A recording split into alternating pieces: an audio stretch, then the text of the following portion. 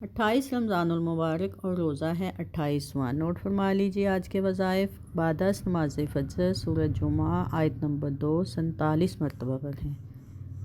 بعد از نماز ظہر 7 سلام 11 مرتبہ پڑھیں۔ بعد از نماز عصر دعائے نجات حسبنا اللہ و نعم الوکیل علی اللہ توکلنا 25 مرتبہ پڑھیں۔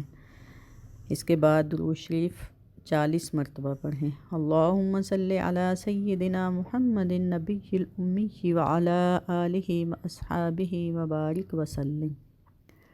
بعد از نماز مغرب دعائے نجات 25 مرتبہ پڑھیں۔ حسبنا اللہ و نعم الوکیل علی اللہ توکلنا۔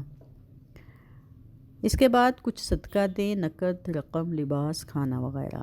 بعد از نماز عشاء صلاۃ الحاجات 4 رکعت نفل 1 مرتبہ پڑھیں۔ طریقہ نوٹ فرما لیجئے۔ 4 رکعت نفل نماز قضائے حاجت کی نیت کر کے درج ذیل طریقہ سے ادا کریں۔ پہلی رکعت میں سورۃ فاتحہ اور سورۃ اخلاص کے بعد 100 مرتبہ آیت کریمہ پڑھیں۔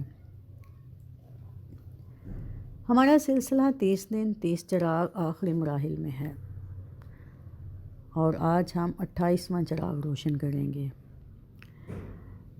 مومن کی ایک بڑی خوبی یہ ہے کہ وہ صرف عمل نہیں کرتا بلکہ غور بھی کرتا ہے۔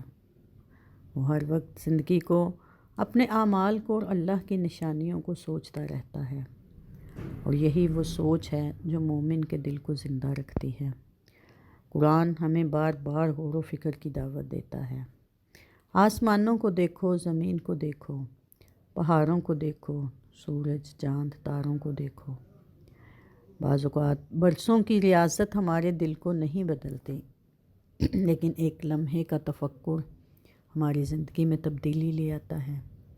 لہٰذا کبھی کبھی گوشہ تنہائی میں بیٹھ جایا کریں، غور و فکر کیا کریں، محاسبہ کیا کریں اپنی زندگی کا، اپنے اعمال کا، اور یاد کریں اللہ تعالیٰ کی دی ہوئی بے شمار نعمتوں کو، کہ غور و فکر کرنا بھی نیکی ہے۔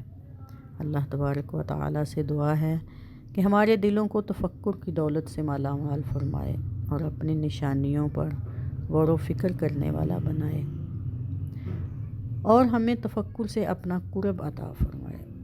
آمین یا رب العالمین۔ جزاکم اللہ خیرا۔